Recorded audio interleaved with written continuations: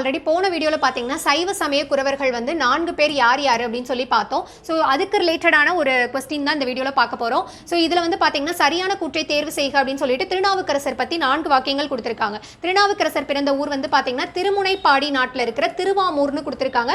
இந்த ஊர் பார்த்தீங்கன்னா கடலூர் மாவட்டம் பண்ருட்டிக்கு பக்கத்தில் தான் இருக்குது. இது சரியானது தான்.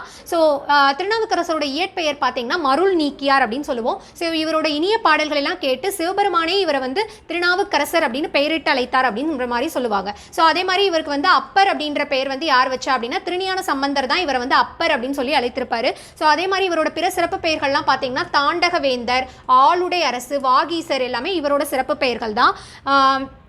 ஸோ இவர் வந்து என்ன பண்ணார் அப்படின்னா சிவபெருமானை வந்து தலைவனாகவும் தன்னை தொண்டனாகவும் பாவித்து பக்தி செலுத்தினார் அப்படின்னு சொல்கிறோம். இவர் வந்து தன்னோட 81வது வயதில் பார்த்தீங்க அப்படின்னா திருப்புகழூர் அப்படின்ற இடத்துல வந்து முக்தி அடைஞ்சிருப்பாரு. ஸோ இதை பொறுத்த வரைக்கும் பார்த்தீங்கன்னா அனைத்தும் சரி அப்படின்றதா ரைட்டு.